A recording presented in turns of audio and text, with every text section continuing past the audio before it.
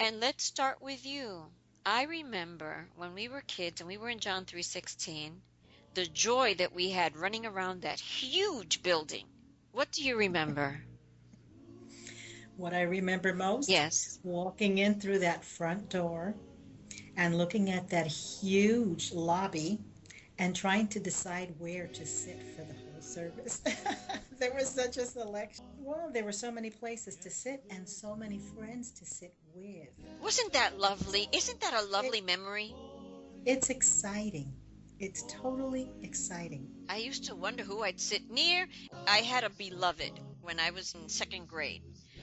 I was madly in love with the little church boy, and then I would try to sit someplace where I could peek through the heads and see him. Well, I would look around and see who was where and where I wanted to be. And if they were exactly where I wanted to sit, that's who I would sit with.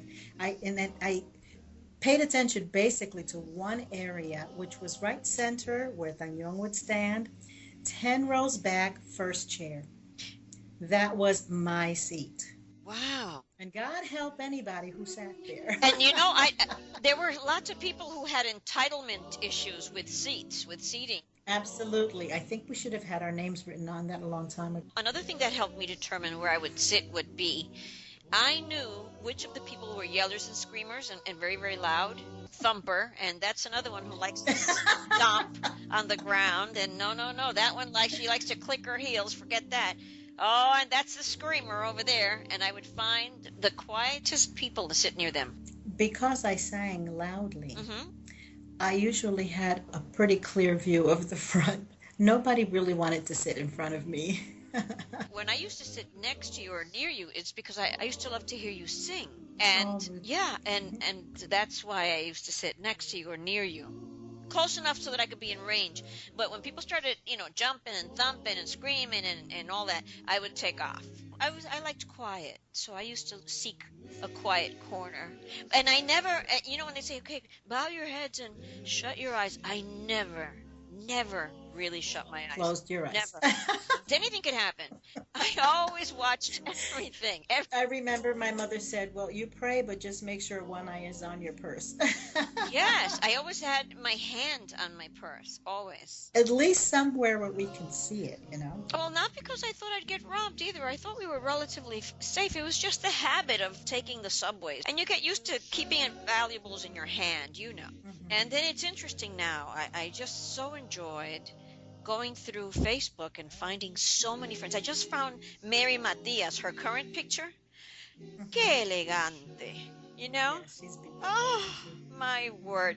And I was thinking, what lovely memories. Absolutely. Maybe we should call them I'm just, John 3:16 memories, I was thinking. What do you think? I think that's a wonderful, wonderful title because they are many beautiful memories that we have this very special blessing to be able to utilize technology so that we can talk and talk to one another, reminisce about some of the things that have occurred and things in our lives today and the influences we had as children.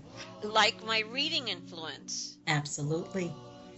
I know you went into that office and you read to our brother Tañón every single day like a good little faithful soldier. And look And what God has blessed you with. nobody and most people didn't even know what I was doing there. That's right. And by the way, for our other friends and kids that we grew up with that are now very wonderful men and women, and people used to say to me, "Are you in trouble? Are you in trouble? Oh, you're in Well, that trouble." was the first we thought of. Remember how Tañón would call Yeah. us and pull a few ears in his ears. Yeah, he never, but he would say in front of anybody, Ruti, ven acá, ven, ven, ven, ya ahora, ven, ven, ven. Everybody thought I was in trouble, and I used to tell them that if people think I'm in trouble, tell them I'm reading. Some people know because they actually came in the office and they saw me. And remember, this man had a second grade education, and he asked me Yes. to read from Le Monde, the English Hmm. version, U.S. News and Hmm. World Report, the New York Times, and the Wall Street Journal. Did he want to practice my reading? Was it that?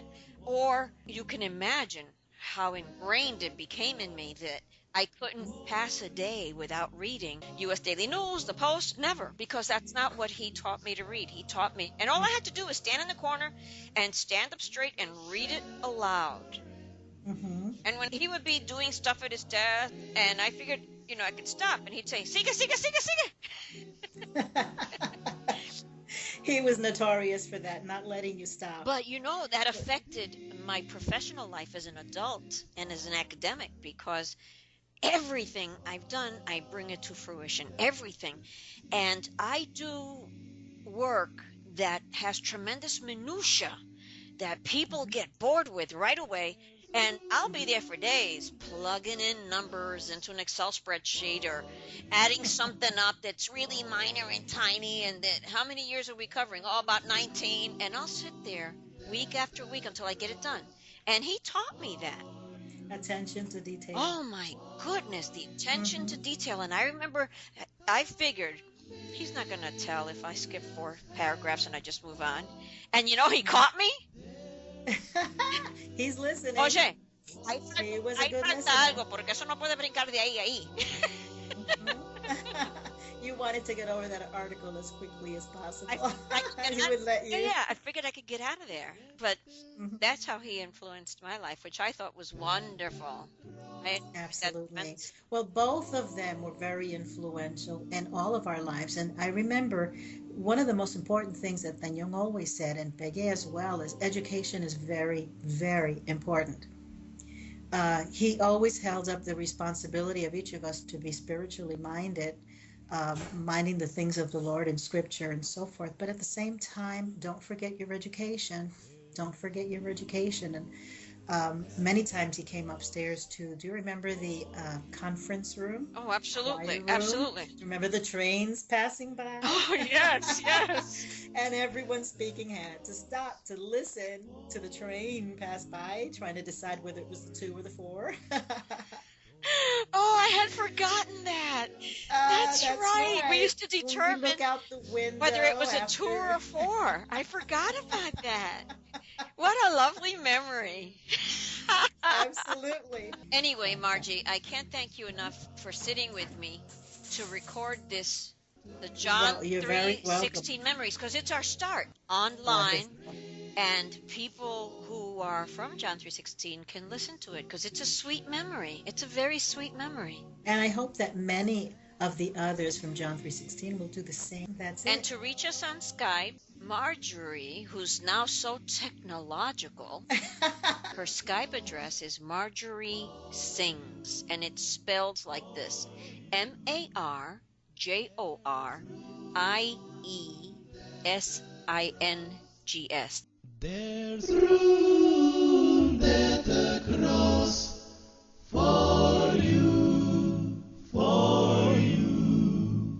There's room at the cross for you, for you. The millions have come. There's still room for one.